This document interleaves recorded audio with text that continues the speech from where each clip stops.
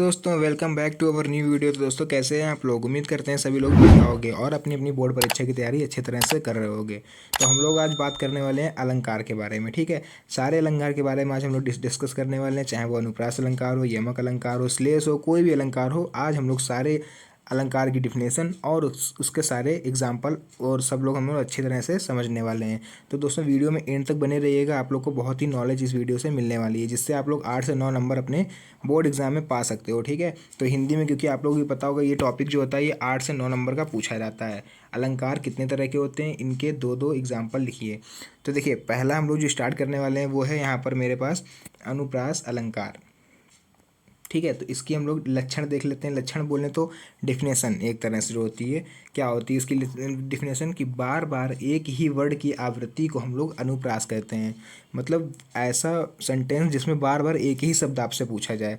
जैसे for example देख लेते हैं, तरनी तनुजा तट तमाल तरुवर बहु छाए। इसमें क्या है, देखिए ता शब्द है जो ये दिख रहा होगा आप लोग को, ता शब्द इसमें बहुत बार आया है। देखिए तरनी देख लेते हैं कितनी बार आया, जरा गिनते हैं, 1 2 3 4 5। तो यहाँ पर क्या है, देखिए कह भी रहा है स्पष्टीकरण में हमसे, यहाँ पर अगर आप लोग देखो ध्यान से, कि यहाँ पर ता वर्ड की आवृत्ति 5 बार हुई है, अतः यह अलंकार अनुप्रास अलंकार है। तो मतलब आप लोग को समझ में आया अनुप्रास अलंकार, कि कहीं पर भी अगर एक ही शब्द बार बार उस सेंटेंस में पूछा जा रहा होगा तो वो होता है मेरा अनुप्रास अलंकार। ठीक है, अनुप्रास अलंकार।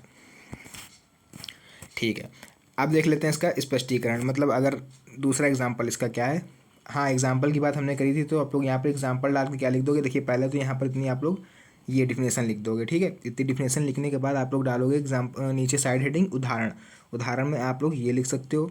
ठीक, और या फिर ये जो आप लोग को पढ़ने में सरल लगे या फिर लिखने में सरल लगे, इन दोनों एग्जाम्पलों में से आप लोग कोई भी एक एग्जाम्पल लिख सकते हो। ठीक है, याद रहे तो दोनों लिख दीजिए और अच्छी बात है। अच्छा, दूसरा एग्जाम्पल क्या है वो भी पढ़ लेते हैं हम लोग। तरन चारु चंद्र की चंचल किरणें खेल रही हैं जल थल में। इसमें क्या है, देखिए चा और ला शब्द कई बार यूज़ हुआ है, मतलब 2 से अधिक बार, यहाँ पर बोलें तो 3 बार उपयोग करा गया है, इसलिए यह अलंकार मेरा कौन सा होगा, अनुप्रास अलंकार। तो उम्मीद करते हैं ये अनुप्रास अलंकार आप लोग का पूरा क्लियर हो गया होगा। अब बढ़ते हैं हम लोग अपने अगले अलंकार की तरफ। दिख भी रहा होगा आप लोग को नीचे साइड में, इसको बोलते हैं हम लोग यमक अलंकार। ठीक है, देख लेते हैं। ये देखिए अगला हमारे सामने आ चुका है यमक अलंकार। अब होता क्या है यमक अलंकार, पहले तो हमको ये देखना है। तो यमक अलंकार की डिफिनेशन देख लेते हैं क्या है। ये देखिए यहाँ पर तो ये यमक अलंकार, इसके लक्षण और परिभाषा, मतलब लक्षण या फिर परिभाषा क्या होगी इसकी परिभाषा, कि जब कोई शब्द या शब्दांश अनेक बार आता है और प्रत्येक बार भिन्न भिन्न अर्थ प्रकट करता है, तब यमक अलंकार होता है। ठीक है, इससे पहले हम लोगों ने क्या पढ़ा अभी, इससे पहले हम लोगों ने पढ़ा अनुप्रास। वहाँ पर क्या था कि एक ही शब्द अनेक बार आ रहा होता था। ठीक है, तो वो होता था मेरा अनुप्रास। लेकिन यहाँ पर क्या है कि शब्द तो आएगा अनेक बार, भाई शब्द तो आएगा बार बार, लेकिन उन हर शब्द का अर्थ जो होगा वो सब में अलग अलग होगा। जैसे देख लेते हैं इसका नीचे हम लोग एग्जाम्पल, जैसे कनक कनक ते सौगुनी, मादकता अधिकाय, व खाए जो बौराए जग, या खाए बोहराए। स्पष्टीकरण देखिए इसका, यहाँ पर आप लोग को और अच्छे से समझ में आएगा कि यहाँ कनक शब्द 2 बार आया है। ठीक है, ये देखिए 2 बार आया है यहाँ पे कनक शब्द। ठीक है, और दोनों बार उसके भिन्न भिन्न अर्थ हैं। पहले कनक का अर्थ है धतूरा और दूसरे का है सोना। मतलब पहला है जो मेरा, ये इसका अर्थ है धतूरा और दूसरे का अर्थ है सोना, अतः यह यमक अलंकार है। ठीक, कनक कनकते 100 गुनी, मतलब या तो धतूरा या फिर सोना। अगर 100 गुना ज़्यादा इंसान पा जाएगा तो या तो वो बौरा जाएगा, या फिर जो है अपना या खाए बौरा या पाए बौरा। मतलब अगर वो कनक मतलब धतूरा अगर खा जाएगा तब भी वो बौराएगा, और सोना अगर वो पा जाएगा तब भी वो बौरा जाएगा। ठीक है, एक तरह से बोलते हैं पागल हो जाना। ठीक है, दूसरा इसका एग्जाम्पल देखिए आप लोग। दूसरा अलंकार है, सॉरी दूसरा एग्जाम्पल है, माला फेरत जग गया फिर ना मन का फेर, कर का मन का डारी दे मन का फेर। ठीक है, मतलब स्पष्टीकरण क्या है इसका, कि ऊपर दिए गए पद में मन का शब्द को 2 बार उपयोग किया गया है। पहली बार मन का आशय माला के मोती से है और दूसरी बार मन का आशय मन की भावनाओं से है। ठीक है, यहाँ पर हमने स्पष्टीकरण आप लोग के लिए स्पष्ट रूप से लिख दिया ताकि आप लोग इसको पढ़ो और ये आराम से आप लोग पढ़ के बिना मेरे समझाए अपने आप ही इसको आराम से समझ जाओ। ठीक है, तो मेरे हिसाब से अगर आप लोग बोर्ड एग्जाम में लिखोगे तो आपके लिए ये वाला एग्जाम्पल सबसे बेस्ट रहेगा। ये वाला आप लोग लिख दोगे, याद भी हो जाएगा आसानी से और आप लोग समझ भी सकते हो इसको। अगला देख लेते हैं अलंकार। अगला अलंकार है, देखिए श्लेष अलंकार। ये भी एग्जाम में बहुत बार पूछा जाता है। ठीक है, ये भी पूछा जाता है, आप पिछले प्रीवियस ईयर के पेपर उठा के देखो, श्लेष अलंकार भी कई बार पूछा गया है। तो इसकी देखिए परिभाषा क्या है, इसकी परिभाषा देख लेते हैं हम लोग। श्लेष अलंकार में एक शब्द एक ही बार आता है। ठीक है, ये देखिए अब ये क्या हुआ, पहले हम लोगों ने पढ़ा अनुप्रास, फिर पढ़ा हम लोगों ने यमक। उसमें क्या था, दोनों में मतलब शब्द बार बार आ रहा था। ठीक है, लेकिन यमक में क्या था, अर्थ अलग था। इसमें क्या है श्लेष अलंकार में कि इसमें कोई एक शब्द जो होगा वो एक ही बार यूज़ करा जाएगा। एक से ज़्यादा बार अगर वो आ रहा है तो वो श्लेष अलंकार नहीं है, लेकिन उसके दो या दो से अधिक अर्थ हो सकते हैं। मतलब शब्द तो एक ही बार यूज़ होगा, लेकिन शब्द उसके अर्थ उसके एक से ज़्यादा हो सकते हैं। देखिए एग्जांपल देखिए और अच्छे से समझ में आएगा आपको कि रहीमन पानी राखिए, बिन पानी सब सून, पानी गए न उबरे, मोती मानुष चून। तो इसका स्पष्टीकरण अगर आप लोग देखें यहाँ पर, तो इस दोहे में रहीम ने पानी को 3 अर्थों में प्रयोग किया है। ठीक है, कौन कौन से अर्थ 3 लिए हैं वो देखते हैं हम लोग। एक सेकेंड, इसको थोड़ा ऊपर कर लें ताकि आप लोग को और अच्छे से दिखाई दे। हाँ, तो अब देखते हैं पहला अर्थ क्या है कि पानी का पहला अर्थ मनुष्य के संदर्भ में है, जब इसका मतलब विनम्रता से है। रहीम कह रहे हैं कि मनुष्य में हमेशा विनम्रता होनी चाहिए। ठीक है,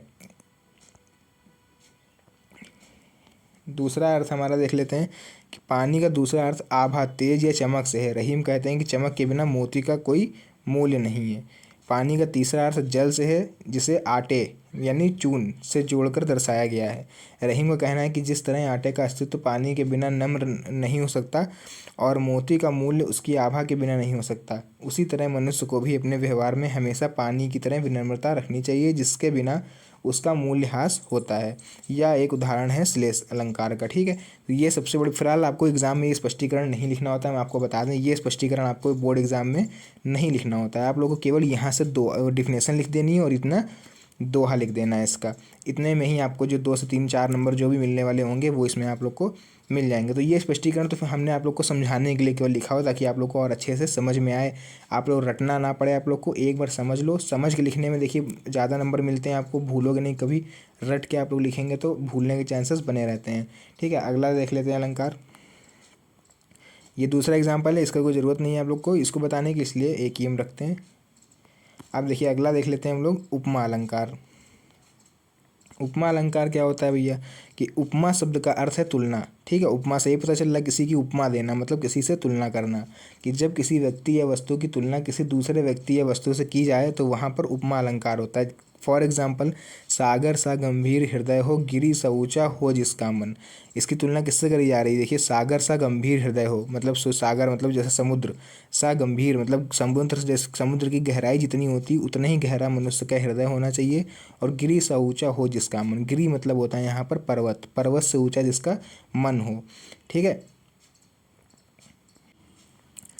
तो यहाँ पे आप लोगों को करना कुछ नहीं है, केवल आप लोग को यहाँ पर ये डिफिनेशन यहाँ से लेके यहाँ तक की लिख देनी है आपको डिफिनेशन, और ये वाला एक छोटा सा एग्जाम्पल इसका लिख देना है। ठीक है, ये सब ये आपके काम का नहीं है, ये केवल आप लोग को समझाने के लिए हमने लिखा था कि उपमा अलंकार के अंग कितने होते हैं। तो उपमेय, उपमान, वाचक शब्द, ये सब केवल हिंदी वालों के लिए। ठीक है, ये आप लोग केवल जिनकी उनके लिए ये है जिन्होंने सामान्य हिंदी ले रखी क्लास। ठीक है, तो जिन बच्चों ने केवल हिंदी ले रखी उनके में ये सब पूछा जाएगा, ये सब आप लोग के में नहीं पूछा जाएगा। बढ़ते हैं अपना आगे।